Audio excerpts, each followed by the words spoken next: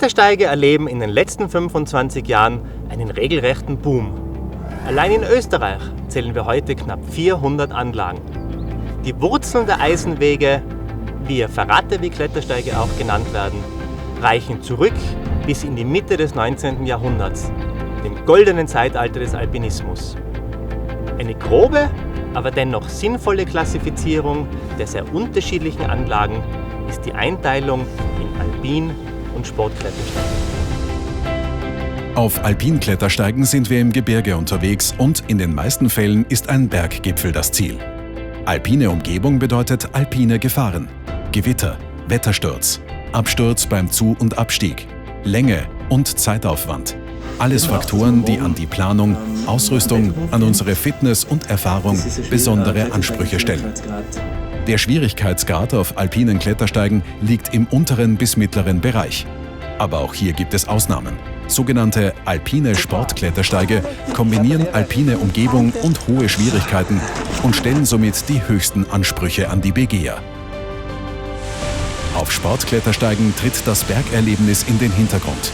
Hier geht es um die sportliche und mentale Herausforderung, um den Kick. Sportklettersteige sind zumeist in Talnähe. Die Zu- und Abstiegswege sind kurz und auch weitgehend gefahrlos. Hier findet man alle Schwierigkeitsgrade und häufig auch besondere Attraktionen, wie Hänge- und Seilbrücken. Wie schwierig ist der Klettersteig? Zu Recht eine der wichtigsten Fragen. Zur Bewertung der Schwierigkeiten auf Klettersteigen gibt es unterschiedliche Skalen.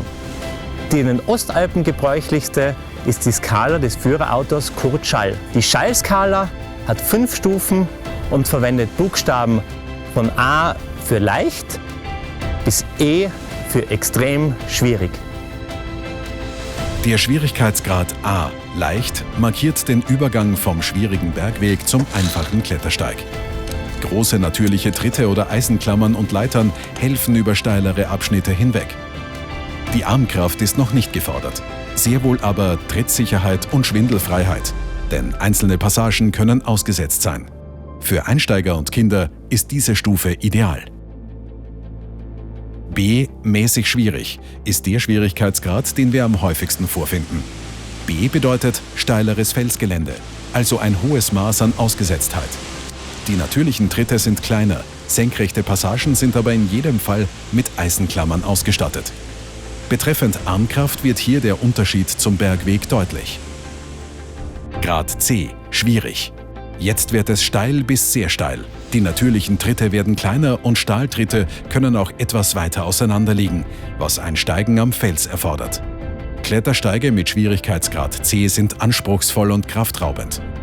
Den Schwierigkeitsgrad B souverän zu beherrschen, ist eine Voraussetzung. D, sehr schwierig.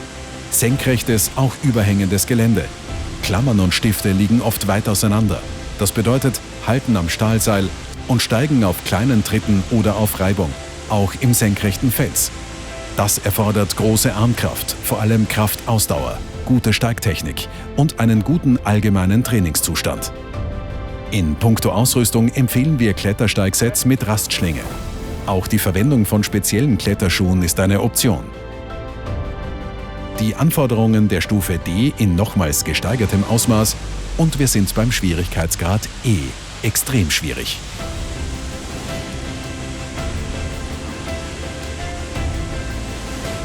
Entscheidend für die Gesamtschwierigkeiten eines Klettersteigs ist die Länge und die Häufigkeit der schwierigen Passagen.